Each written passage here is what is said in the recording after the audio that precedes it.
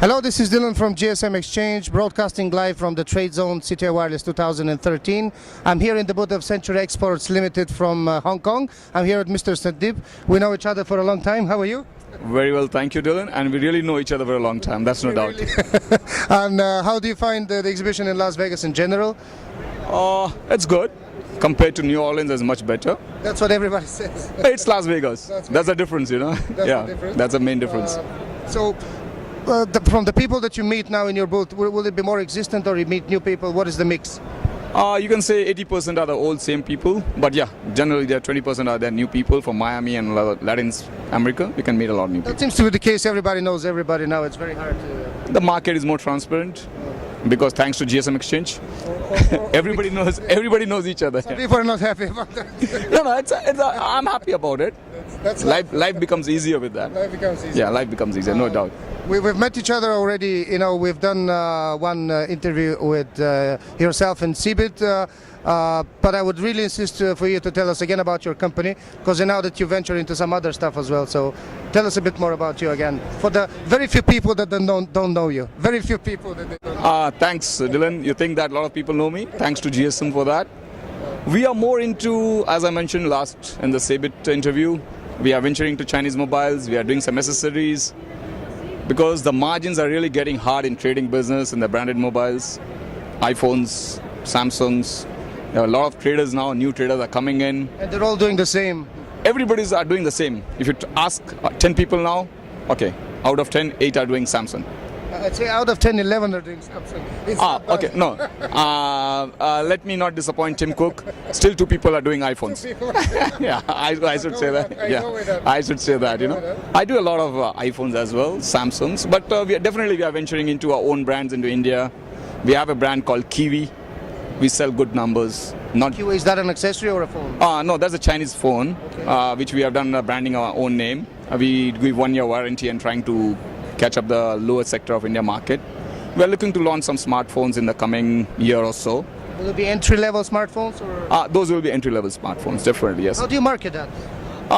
We have a good sales team, and we appoint distributors and retailers, and there's how we go. And our tagline is giving a good service, because India is still a price-sensitive market.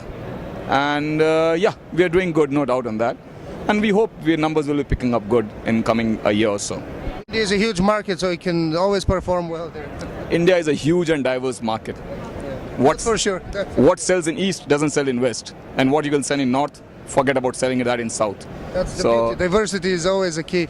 The accessories, is it a very different kind of business, because you've been in both for such a long time? I know accessories, it's a bit more niche. It's a bit, it's not as price sensitive, but still... if you talk as in fluctuating. Fluctuating, yeah, okay. Okay, you can't say price is important today in communication world, definitely. Yeah, but accessories is a constant business. You don't worry about the price fluctuations like you worry every day about S4. Okay, S4 rolling at 650 and selling at 575. That doesn't happen in accessories. Accessories is a constant business, you can say that. I heard a lot more companies now, as opposed to before, are doing not bulk, but they're doing more retail kind of quantities on accessories. But that won't apply to you, because you're dealing with big markets. No, we do retail. I mean blister rather than bulk. Yeah, we do both. We do bulk and blister as well. But for accessories right now, previously our market was India.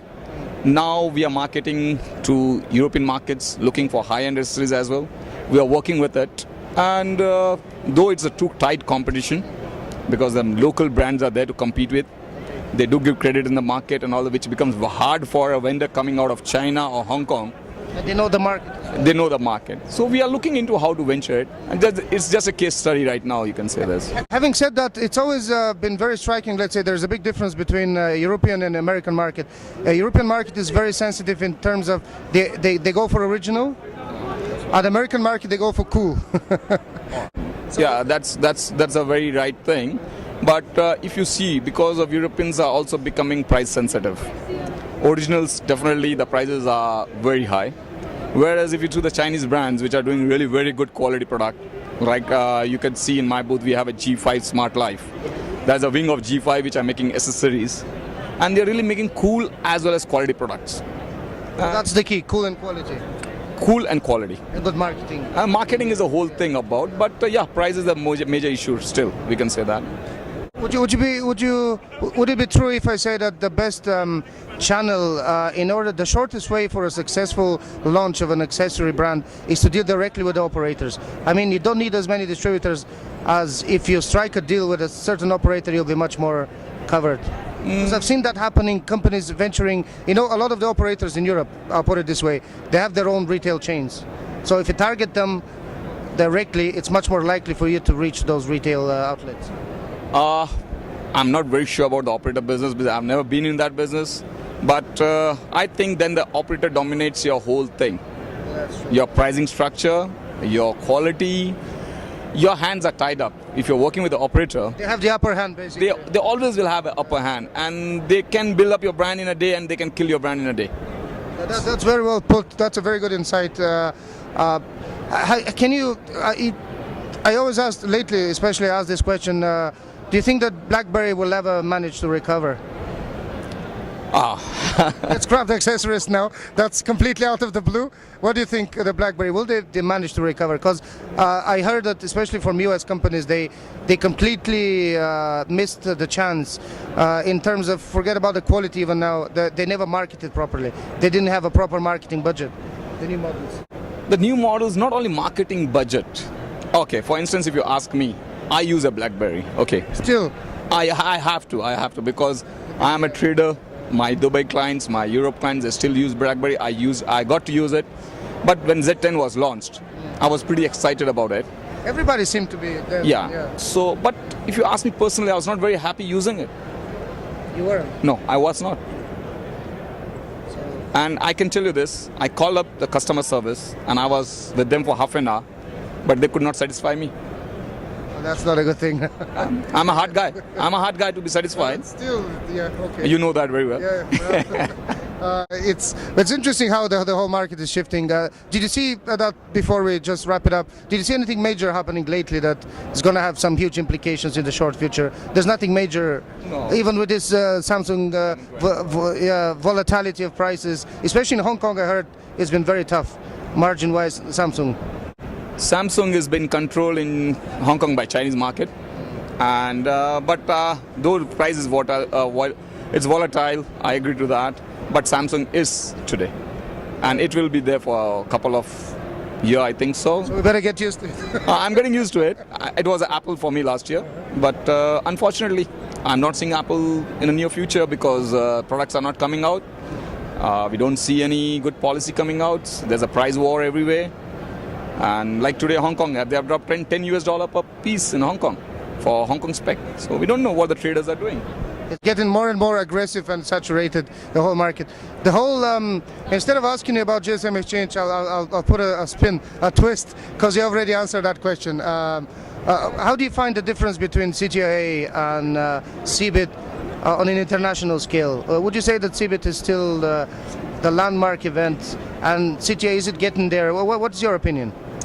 I would say CeBIT is an international event compared to CTIA. CTIA lacks the luster. I can say this. I'm here for the second year. I was here last year as well with you in New Orleans. We don't get the target audience. Let us put it this way. CeBIT is we get more Europeans, Asians, Americans, all are there. But as you know, you can't find any European buyers or sellers here.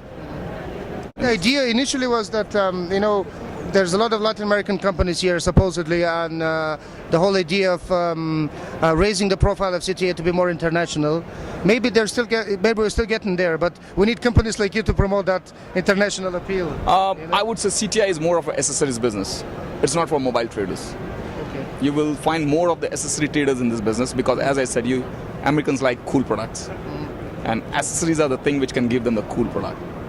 I can argue a bit here with you, because I'll tell you why. Because it's surprisingly, we have a lot of American companies being in an international hub, So that gives me an idea that maybe we're getting there. No, not we. I mean the whole. Whole thing. No, no doubt. It's much better than New Orleans, as I mentioned you. I can see the crowd, and thanks to Vegas, the crowd is there, and I'm happy. I'm not disappointed by the show, but yeah, could be more.